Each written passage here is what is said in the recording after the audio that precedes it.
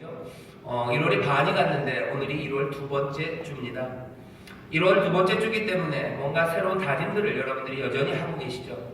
새로운 다짐을 하는 1월. 그래서 여러분들이 그 다짐대로 출발하기 시작한다면 이제 새로운 인생의 출발점이 되는 바로 이 시점입니다. 새 다짐, 새 출발, 새 인생의 시작. 어쩌면 1월은 그런 것들을 고민해야 되죠. 그렇게 새로운 인생의 출발을 앞두고 있는 여러분들, 그리고 기대하고 있는 우리들에게 하나님의 말씀이 오늘 우리에게 임하고 또 이 말씀을 우리에게 주십니다. 오늘 이 말씀은 역사적으로 증명된 말씀입니다. 왜냐하면 오늘 읽은 이 말씀을 통해서 한 명의 위대한 신학자라고 할까요? 신앙의 위대한 선배 하나가 새롭게 인생을 다짐하고 출발했습니다. 많은 사람들이 오늘 읽은 이 말씀을 가지고 삶을 새롭게 만들어가요. 하지만 그 중에서도 가장 유명한 사람은 여러분들도 잘 아는 어거스틴입니다. 어거스틴이 이 말씀을 읽어요. 그리고서는 삶이 변하죠. 여러분들이 아시는 것처럼 어거스틴은 젊었을 때 많은 방황을 했습니다. 그리고 또 어거스틴은 꽤나 공부를 잘하는 사람이었어요. 굉장히 똘똘한 사람이고 그 당시에 학식이 굉장히 높은 사람이었습니다. 그럼에도 불구하고 예수를 믿는 삶, 그 삶이 무엇인지에 대해서 늘 방황하고 있었죠. 어거스틴이 결정적인 회심의 그 자리에서 있었던 말씀이 오늘 로마서 말씀입니다. 어거스틴 친구 하나가, 친구 이름이 폰티키아누스라는 사람이래요. 폰티키아누스라는 사람 친구가 와서 누구의 이야기를 하나 해줬어요. 애국 이집트 사람인데요. 이집트 사람 중에 한 사람은 안토니우스라는 사람이 있었는데 이 안토니우스라는 성자가 그 사막에서 어떻게 살아갔는지 그 이야기를 들려줍니다. 안토니우스는 20살 때 AD 270년이라고들 사람들이 기록을 합니다. 20살 때 하나님의 말씀을 들어요. 그리고 내가 어떻게 주를 따를까 고민하는 가운데 하나님의 말씀, 주님의 인도하심이 있었죠. 안토니우스에게 마음에 박힌 그 말씀은 네 모든 것들을 팔아 다 구제하고 너는 나를 쫓아라 하는 그 말씀을 안토니우스가 자기의 말씀으로 듣습니다. 그리고는 부모님에게서 받은 모든 유산을 다 사람들에게 나눠주고 혼자 사막으로 들어가죠. 그것은 그냥 빵이랑 시냇물 그리고 소금만 먹고 살았대요. 안토니우스가 105살까지 살았답니다. 사막에서 나오지 않아요. 사람들이 찾아오면 더 깊은 사막으로 거기서 온전히 기도하고 또 일하면서 안토니우스가 살아가요. 이 사람 안토니우스는 대단한 학식이 있는 사람이 아니었답니다. 배운 것도 없는 무명의 그리스도인이요. 그냥 사람들이 안토니우스라고 그 이름만 알죠. 하지만 얼마나 그 사막에서 주님만을 갈망하고 살았는지 그 이야기를 친구 폰타키누스가 어거스틴에게 해줘요. 어거스틴은 그 이야기를 듣고 눈물이 폭풍처럼 흘렀답니다. 폭포처럼 눈물이 흘러요. 도대체 이 한 사람, 이 젊은이, 아무것도 배운 것 없는 이 사람은 하나님을 얼마나 갈망하고 주를 따르기를 사모했길래 몇십 년입니까? 85년을 사막에서 혼자 외롭게 그 마른 빵 하나 그리고 소금만 먹으면서 평생을 그렇게 기도하며 살았대요. 그냥 그 이야기로 여기도 지금 그렇죠. 누구는 감동하시고 누구는 그냥 그런가 보다. 어거스틴은 그때 하나님의 은혜가 임한 것 같아요. 어거스틴은 눈물을 폭풍처럼 흘리면서 달려나갑니다. 달려나갈 때 하나님의 은혜에 또 은혜를 주셨어요. 괜히 아이들이 하는 이야기를 들었답니다. 여러분도 잘 아실 거예요. 집어서 읽어라, 톨레레게 이야기를 들었다죠. 그때 어거스틴이 성경을 펴서 읽었던 말씀이 오늘 읽은 바로 이 로마서 13장 우리의 본문입니다. 13절 14절을 어거스틴이 읽었어요. 낮에와 같이 단정하게 행하고 방탕과 술 취하지 말며 음란과 호색하지 말며 쟁투와 시기하지 말며 오직 주 예수 그리스도로 옷 입고 정욕을 위하여 육신의 일을 도모하지 말라. 어거스틴이 이 말을 읽고서 그 인생이 바뀝니다. 그 전에도 교회는 다니고 그 언저리에서 놀았지만 그때부터 어거스틴의 삶은 완전히 바뀌었습니다. 오늘 역사적으로 증명된 구절이에요. 뭔가 새로운 다짐을 하고 새로운 인생의 출발점이 되는 그 말씀으로 모든 말씀들이 그렇겠지만 오늘 우리에게 주시는 이 말씀이 우리의 삶에도 앞으로 새롭게 인생을 출발하시고 새롭게 다짐하는 여러분들에게 은혜가 되고 또한 지침이 되시기를 주의 이름으로 축원합니다. 오늘 이 말씀이 우리의 삶을 바꿀 거예요. 특별히 1월 새로운 다짐을 하시는 분들, 새로운 출발을 하시는 분들 이 말씀을 잘 들어주십시오.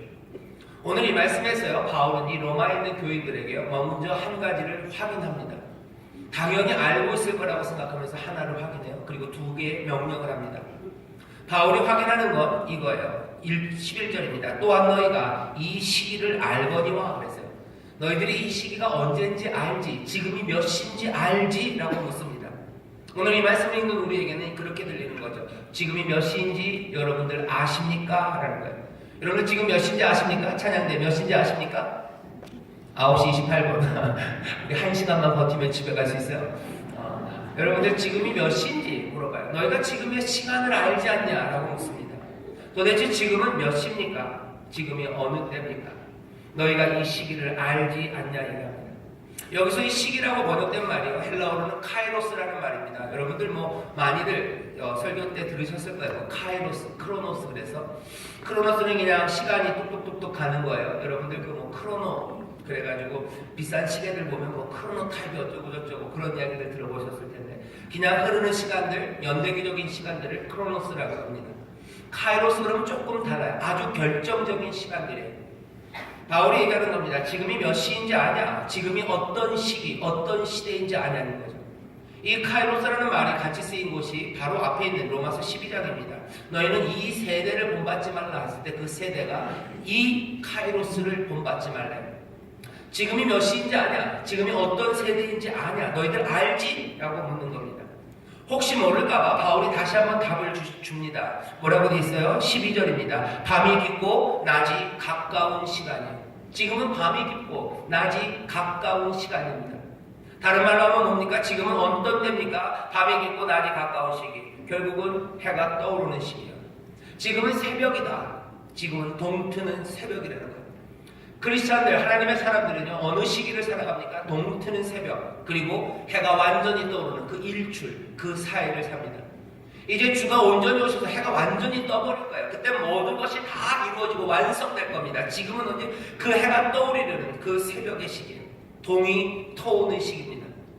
묻는 거예요. 너희들 알지? 지금이 동이 터오는 시기인지 알지? 이제 막 해가 떠오르는 거 너희들 알지? 라고 묻습니다. 그리스도와 함께, 그리스도의 부활과 함께 예수 그리스도가 부활하시고 이제 동트는 새벽이 된 걸 알지? 묻는 겁니다. 앞에 보이는 거는 이제 떠오르는 해입니다. 이제 해는 여전히 어두움 침침해요. 사위는 어둡고, 하지만 지금이 어느 때인지 압니다. 지금은 동트는 새벽이에요. 여러분들 그런 노래 있습니다. 송창식 선생님이 불렀나요? 보라 동해에 떠오르는 태양, 이런 노래 하시나요? 보라 동해에 떠오르는 태양. 그다음에 누구의 머리 위에 이글거리는. 제가 대학 처음 가서 입학하기 전에 과 선배들이 오리엔테이션을 한다고 불러 모았어요. 그때 선배 하나가 일어나서 이 노래를 불렀습니다. 이 노래를 부르는데 노래 굉장히 잘해요. 지금 갑자기 그 형 이름이 생각나네. 영재 형인데, 최영재인데 이 노래를 아주 감동적으로 불렀어요. 보라 동해에 떠오르는 태양, 누구의 머리 위에 이글거리는. 뒤에 가사 보면 이런 가사가 있죠. 숨소리 점점 커져 맥박이 힘차게 뛰는. 동해 해가 떠오르는 아침이 되면 숨소리 점점 커집니다. 맥박은 힘차게 뛰는 거예요. 밤과 다릅니다. 밤에 잠드는 시간이 되면 어떻게 돼요? 맥박은 점점 잦아져요. 여기 우리 의사 선생님들 있으시니까 아실 거예요. 잠자기 위해서는요, 심장도 점점 천천히 뛰고요, 맥박도 점점 천천히 뜁니다. 안정시켜야 돼요. 자기 위해서. 하지만 해가 뜨는 시간, 동 트는 시간, 특별히 머리에 이글거리는 그 해가 동해로 떠오를 때 우리의 숨소리는 커지고 맥박은 점점 힘차게 뛰는 거예요. 바울이 묻습니다. 너희들 지금이 어떤 시간인지 아냐? 지금은 밤이 깊어서 이제는 낮이 가까운 시간, 지금은 새벽이라는 거예요. 예수 그리스도와 함께 이제 새벽, 동이 튼다, 동이 트는 때다 얘기하는 거죠. 이제 동이 틀 때면 어떻게 되는 겁니까? 깨어날 때요. 일어나야 된다. 일어날 때 아니냐 얘기하는 겁니다. 11절 제가 다시 읽겠습니다. 또한 너희가 이 시기를 알거니와 자다가 깰 때라 벌써 되었으니 이제 우리의 구원이 처음 받을 때보다 가까웠음이니라. 밤이 깊고 낮이 가까웠으니 그러므로 어둠의 일을 걷고 빛의 갑옷을 입자. 지금이 동토오르는데, 그렇다면 이제 우리가 해야 될 일들은 일어나는 일입니다. 깨어나는 일이에요. 너희가 아냐라고 묻는 거에 대해서요, 사람들이 반대합니다. 아니, 지금은 동뜰 때가 아니에요. 지금은 한밤중입니다. 이제는 잠자야 될 때입니다. 라고 말하는 사람들. 어쩌면 그 사람들의 말이 맞는 것처럼 보입니다. 세상은 새날이 밝아오는 시기가 아닌 것 같아요. 세상은 점점 더 어두워져 가는 것만 같고, 이 어둠은 길 것 같고, 그리고 아마도 우리의 삶의 끝에 갈 때까지도 이제 해는 떠오르지 않을 것처럼 생각하는 사람들이 있습니다. 그럼에도 불구하고 우리에게 주시는 말씀이 아니라는 거죠. 아니다. 여러분들은 지금이 어떤 시기인 것 같으세요? 깊은 밤입니까? 아니면 해가 떠오르는 시기입니까? 믿음의 사람들, 적어도 예수 그리스도의 부활을 믿는 사람들, 그 부활의 생명을 붙잡은 사람들은요, 지금이 동이 터오는 새벽, 그 새벽임을 믿는 겁니다. 그것들을 붙잡는 겁니다. 세상은 새벽이 밝아오는 것처럼 보이지 않을지라도 여기 지금은 새벽이라는 것이 보이는 사람들, 그것들을 믿는 사람들. 날이 밝아오는 때가 아니기 때문에 우리의 어떤 노력들, 정신적인 노력들, 뭔가 도덕적인 노력들, 새 삶을 만들려고 또 새 세상을 만들려는 변화의 시도들, 그런 모든 것들이 다 헛되이 세상은 보일지 몰라요. 하지만 그건 그 사람들 생각이고 우리는 아닙니다. 이제 동이 터오르기 때문에 새로운 변화의 시도들, 그 노력들, 그것들은 의미가 있고, 아니 의미가 있을 뿐만 아니라 당연히 그래야만 하는 겁니다. 이런 생각, 지금이 몇 시인지에 대한 확실한 확신 없이는 우리의 모든 변화의 시도들, 그것들은 근거 없고 초점 없는 맹한 이야기가 되는 거죠. 사람들이 얘기하는 거예요. 지금 한밤중 아니냐, 자야 되는 거예요. 한밤중 아니냐, 설치지 말고 그냥 좀 자라. 야, 여러분들 지금 몇 시입니까? 지금은 9시예요. 옛날 TV 생각나시는 9시 10분 땡 올리면 어린이 여러분, 잠자리에 들 시간이 되었습니다. 이제 뭐 내일을 위해서 자야 합니다. 한밤중이다. 이제 밤이 온다. 그냥 자래요. 하지만 우리는 아닙니다. 이제 해가 뜬다고 우리는 믿니다. 이제 동이 터옵니다. 그러니 노력하는 거예요. 그러니 새 옷을 입는 겁니다. 사람들은 우리에게 물어보죠. 왜 그래야 되는데 묻는 거예요. 왜 그래야 되는데. 그런다고 뭐가 달라지냐? 그냥 살던 대로 살지? 아니요. 우리의 대답은 다릅니다. 바꿔보려고 하고 변화해보려고 하고 새롭게 다짐하고 뭔가 더 본질적이고 더 올바르고 더 의롭고 더 하나님이 기뻐하시는 그 일을 따라서 우리가 하나하나 시도해보려고 할 때 사람들이 왜 그래야 되는데 그런다고 뭐가 달라지냐? 그냥 살던 대로 살아라 하는 그 사람들에게 우리가 대답해야 돼요. 아니 지금은 한밤중 아니라고 대답해야 돼요. 그냥 잔다고 아니에요. 왜? 지금이 몇 시인지 우리는 안다는 거예요. 지금은 동트는 시간이에요. 이제 새벽이 가까웠어요. 이젠 일어나야 될 때고 이제는 깰 때입니다. 이제는 낮에 합당하게 행해야 되는 거지 밤에 합당하게 행하는 거 아니에요. 밤이 깊어질 거면 밤에 합당하게 행하는 건 그냥 자는 겁니다. 자리를 피고 눕는 겁니다. 하지만 이제 동토오르는 그 새벽 앞에 그 낮에 빛에 합당하게 살기 위해서는 일어나야 돼요. 깨어나야 됩니다. 새로운 시도들, 그리고 새로운 변화들, 그리고 이제 하나님의 나라를 위한 수고들, 이 모든 것들이 다시 시작되어야 될 줄 믿습니다. 확인하래요. 지금이 몇 시인지 보내는 거예요. 지금이 몇 시. 사람들은 밤이라고 얘기하면 아니 밤 아니에요. 어떻게 합니까? 예수 그리스도의 부활과 함께 이제 새날이 밝아요. 동은 터옵니다. 그리고 새날은 우리 가운데 주어집니다. 이제 그 빛에 합당하게 우리가 살아야 할 줄 믿습니다. 그 일을 확인하고 나서요. 뭐라고 얘기합니까? 두 가지 명령이 있다 그랬어요. 첫 번째 명령은 아주 간단해요. 어둠의 일을 벗어버리랍니다. 12절입니다. 밤이 깊고 낮이 가까웠어요. 밤은 이제 다 갑니다. 낮이, 빛이 가까웠어요. 그러므로 우리가 어둠의 일을 벗고 빛의 갑옷을 입자입니다. 오직 주 예수 그리스도로 옷 입고 정욕을 위하여 육신의 일을, 정욕을 위해 육신의 일을 도모하지 말랍니다. 오늘 주시는 명령은 간단해요. 지금이 몇 시인 줄 아냐? 새벽에 다가오고 있음을 아냐? 그렇다면 어둠의 일, 정욕을 위한 육신의 일, 그것들 도모하지 말랍니다. 벗어버리래. 이 말씀을 가지면서 우리가 생각해야 되는 건 우리의 삶이 어때야 되는지 다시 한번 보셔야 됩니다. 이 땅에 향락주의가 있어요. 향락주의라고 말고 일컬어지는 겁니다. 육신의 만족을 위해서 사는 거예요. 내 육신의 만족을 위해서라면 뭐든지 하죠. 내 편안함, 아니면 내 만족, 우리가 즐길 수 있는 것, 즐거운 것들, 내 몸이 요구하는 것들을 채워주기 위해서 뭐든지 할 수 있고 그게 내 삶의 목표인 사람들이 있습니다. 향락을 따라가는 향락주의. 교회 가운데도 그런 생각도 있어요. 아니 그런 거 따라가면 절대 안 돼요. 영, 육은 구분되어 있는 거야. 영은 거룩하고 육은 잘못된 거야. 육을 채우려는, 육적인 만족을 얻으려는 모든 시도들은 다 끊어버려야 된다는 그런 생각도 있습니다. 하지만 둘 다 옳지 않습니다. 하지만 문제는 뭐예요? 치우치기가 쉬워요. 향락주의가 잘못됐다고 생각하는 사람들은 아주 심각한 금욕주의로 가요. 육체적인 만족은 한 개도 구하면 안 된다고 해요. 아니면 육체의 만족을 구하지 않는 금욕주의에서 잘못하면 어디로 가기 시작합니까? 향락주의로 가는 거예요. 이 양극단으로 치우치기가 쉽습니다. 성경은 뭐라고 얘기합니까? 이 세상의 향락주의나 이 세상의 금욕주의 말고, 세상이 말하는 거 말고, 12장 2절에서 얘기하죠. 너희는 이 세대를 본받지 말고 세상 생각 말고 마음을 새롭게 하고 변화를 받아 하나님의 선하시고 기뻐하시고 온전하신 뜻이 무엇인지 분간하래. 하나님의 뜻이 무엇인지 찾아야 되는 거지. 향락주의를 찾아가고 금욕주의를 찾아가는 거 아니에요. 그 중간 얻을 겁니다. 왜요? 하나님은 우리의 몸에 대해서 관심 많으셔요. 어떤 사람들은 몸은 아무렇게나 해도 상관없으니까 뭐 병 낫기 위해서 기도할 필요도 없다는 사람들이 있는가 하면, 아니 우리의 병이 낫고 우리의 몸이 잘 되는 것, 그게 최고라고 생각하는 사람들이 있어요. 아니요, 그것도 아니고 저것도 아닙니다.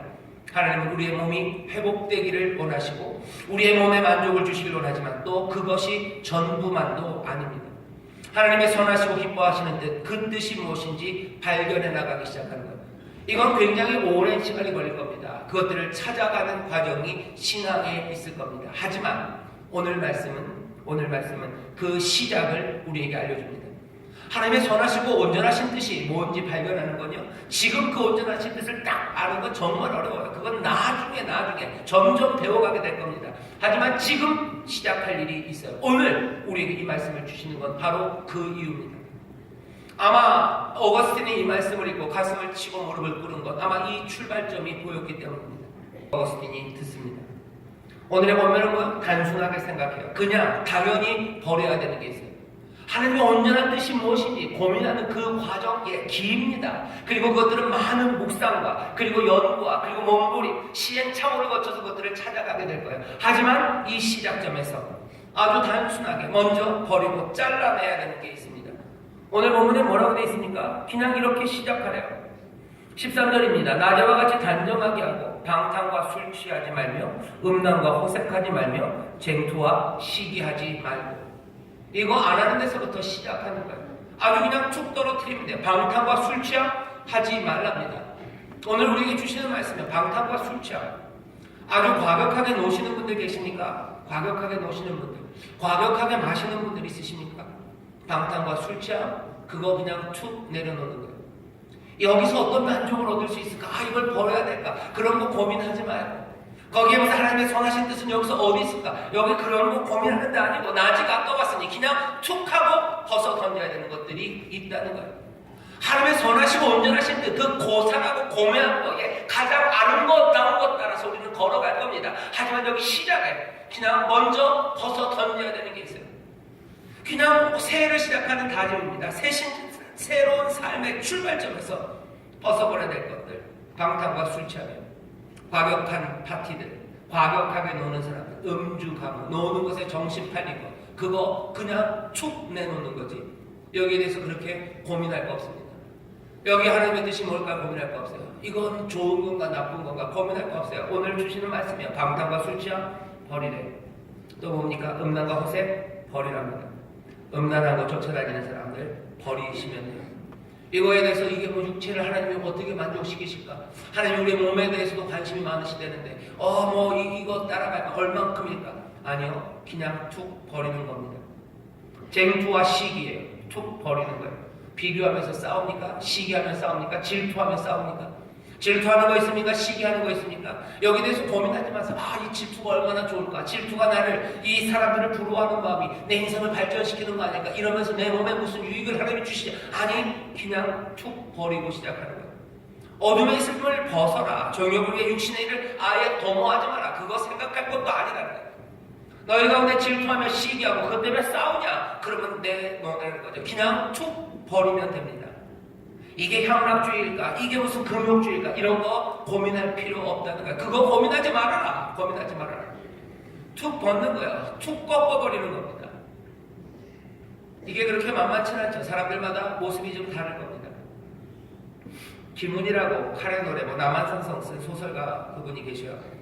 그분이 자전거 여행이라고 수필을 쓰신 게 있는데 거기 보면 꽃이 지는 이야기들을 씁니다. 봄이 지나가면서요, 꽃이 하나씩 피고 하나씩 지죠. 꽃이 지는 것들을 노래하면서 그렇게 김은 선생이 얘기를 해요. 동백꽃이 있대요. 동백꽃 그러니까 갑자기 이미자 선생님이 생각나시죠? 동백 아가씨, 빨간 동백꽃입니다.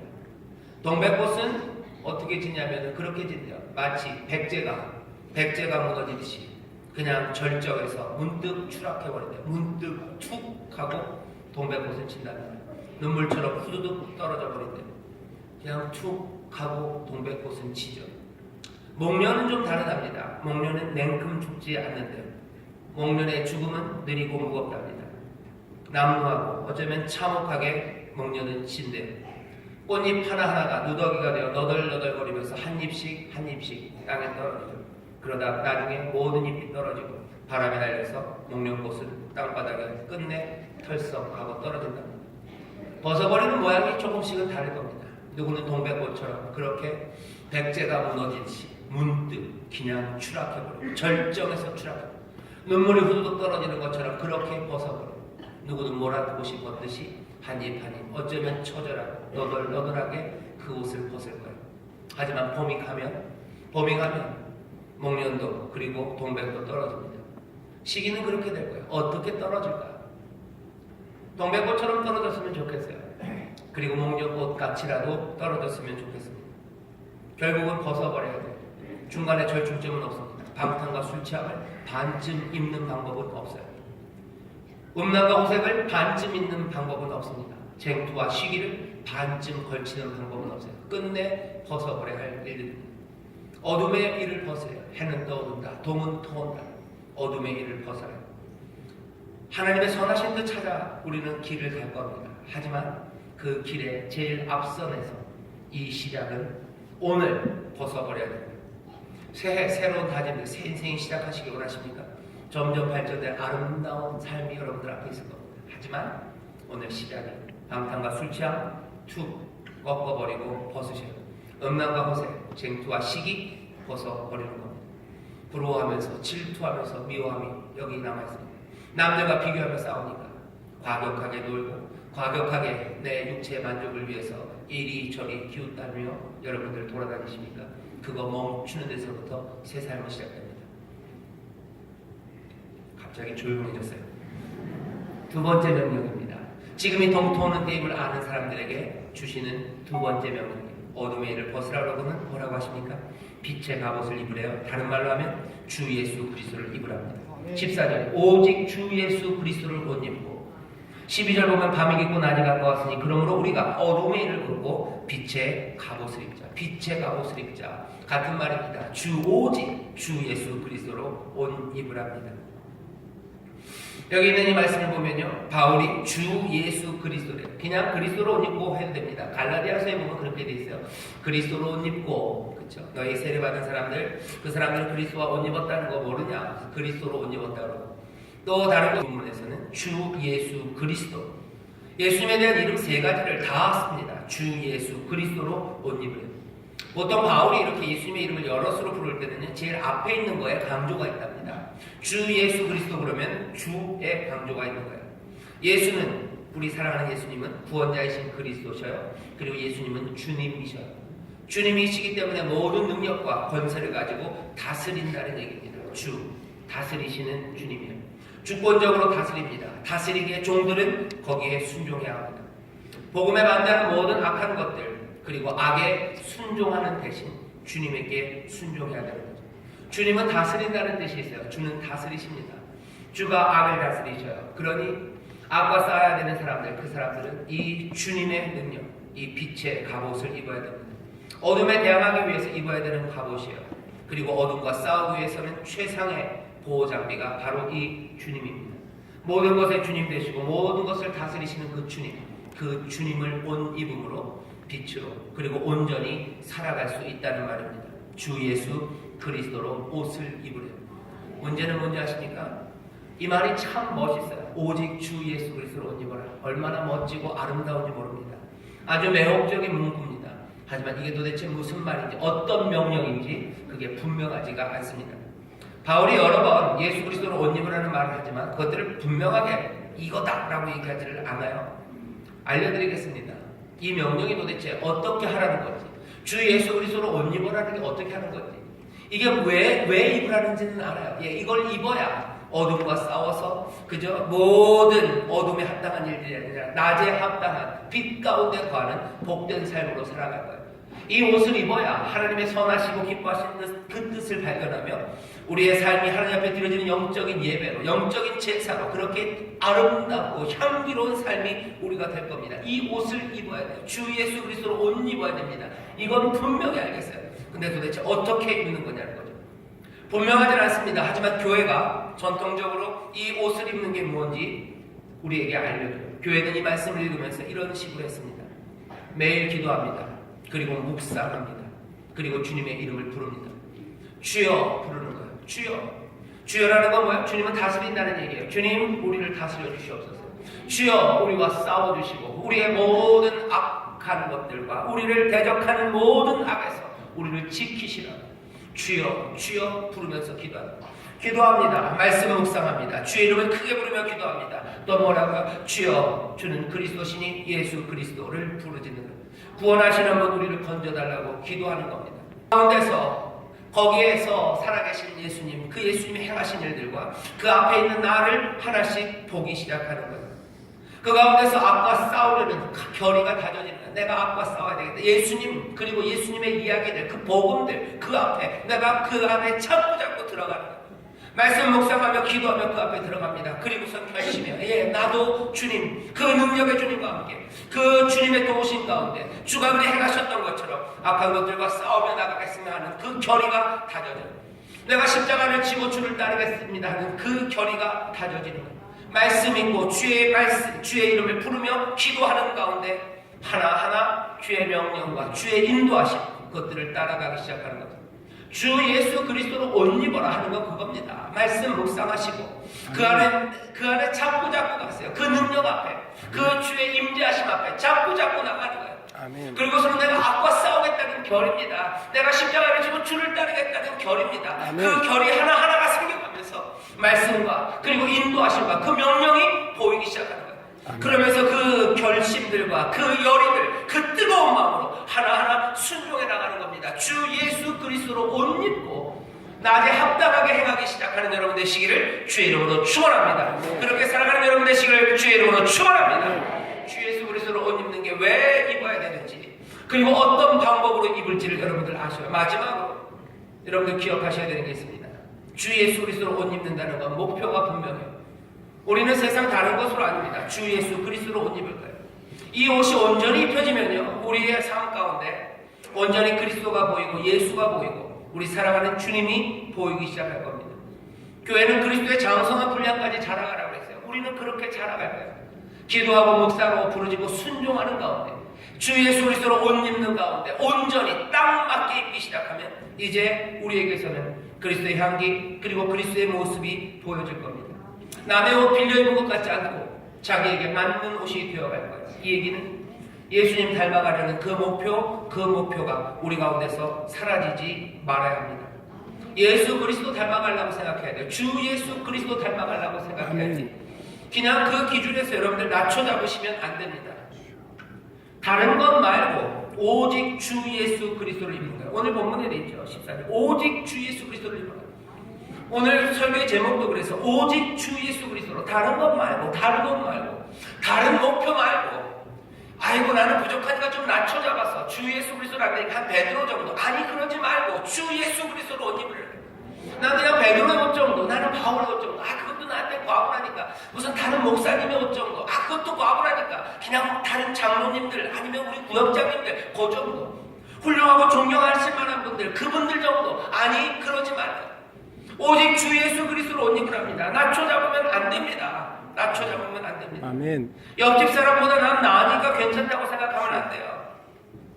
내가 이 정도면 됐다고 생각하면 안 됩니다. 다른 사람과 비교하고 다른 교회와 비교하고 다른 가정과 비교해서 이 정도면 됐지. 그 정도까지만 하면 되겠다. 목표를 낮게 잡는 사람들 오늘 이 말씀 다시 들으셔야 합니다. 오직 주 예수 그리스도로 옷 입어야 돼요. 아이고 이런 세상에서 이 정도면 됐지. 이상한 교회들도 많은데 이 정도 교회면 됐지. 이상한 가정도 많은데 이 정도면 됐지. 얼마나 웃기게 사는 사람들이 많은데 나 정도 살면 됐지. 아닙니다. 오직 주 예수 그리스도로 옷 입으래요. 왜? 이제 날이 밝아져. 낯이 옵니다. 그 앞에 다 서게 될 겁니다. 그냥 늘 어둠이라면 그 어둠에 합당하게 대충 얼굴에 칠하고 살아도 돼요. 하지만 아닙니다. 이제는 낮입니다. 주 예수 그리스도로 옷 입지 않은 사람들, 그 사람들은 그 천국의 잔치에 들어가지 못해요. 천국 비유 여러분들 기억나시나요? 옷 입고 왔니? 라고 물으신대요. 처음에는 맹박 아무나 오라고 부르셔서 그냥 쫄래쫄래 갔는데 주인이 묻습니다. 너 왜 옷을 안 입고 왔니? 부를 때는 언제고 오라고 해서 왔더니 옷 깎고 타령하래. 하나님 말씀하셔요. 구원받을 만한 다른 이름을 주신 적이 없고 예수님 말고 다른 길로 아버지께 갈 길이 없습니다. 예수 그리스도로 옷 입는 거 말고 안 됩니다. 아이고 우리는 어차피 안 될 텐데. 예, 하나님의 은혜가 우리를 새롭게 하실 것을 우리는 믿어요. 아멘. 하지만 우리의 목표는 뭡니까? 주 예수 그리스도. 하나님의 은혜가 있기 때문에 주님께서 우리를 사랑하시기 때문에 우리는 목표를 남기지 않는다고요? 아닙니다. 아닙니다. 어디 성경에 그런 말씀이 있습니까? 하나님 말씀 그런 적 한 번도 없습니다. 새로운 출발 그리고 새 다짐을 하시는 여러분들 오직 주 예수 그리스도로 옷 입으시기를 주의 이름으로 축원합니다. 아멘. 주 예수 낮추지 마십시오. 낮추지 마세요. 이 정도면 됐다? 아닙니다. 남들 하는 것만큼 한다? 아닙니다. 다른 교회만큼 아닙니다. 이런다고 될까 저런다고 될까 싶은 어두운 그 깊은 밤은 이제 지나서요. 새벽입니다. 지금이 우리는 언제인지 압니다. 일어날 때, 깰 때. 맥박은 점점 힘차게, 숨소리는 가빠오는 시간입니다. 옛 사람들, 그리고 옛 것들, 그 썩어져가는 모습을 쫓는 옛 사람들, 어둠의 일들, 정욕을 위하여 육신의 일을 도모하는 그것들 벗어던지시고 오늘 주는 말씀은 시작입니다. 몽땅 다 완전히 벗고 새롭게 입는 거 아니 그건 시간에 걸릴 거예요. 하지만 지금 당장 할 수 있는 버려야 되는 거 툭 꺾어버려야 되는 게 있어요. 방탕과 술 취함 그리고 음란과 호색 쟁투와 시기 이것들 툭 떨어뜨려 버리시고 예수 그리스도로 옷 입기 시작합니다. 기도하셔요. 말씀 읽으세요. 주님 앞에 나가시고 주님의 이름을 부르셔요. 아멘. 간절히 기도하세요. 아멘. 그 가운데 다시 한번 아까 싸우겠다는 결의는 점점 다져집니다. 아멘. 숨소리 커지고 맥박은 점점 힘차게 뛰기 시작합니다. 아멘. 십자가 내가 따라가고 내가 주님만 따라가고 내가 주 예수 그리스도 옷 입겠다는 새로운 다짐이 그 묵상하며 기도하고 주의 이름을 부르는 가운데 우리 가운데 능력으로 끌어오르기 시작합니다. 우리 안에서만 아닙니다. 하나님의 은혜와 선물 성령의 권능이 우리 가운데 부어집니다. 숨은 점점 그리고 맥박은 힘차게 뛰고 우리 안에 다른 능력과 하늘의 능력이 우리 가운데 임하기 시작합니다.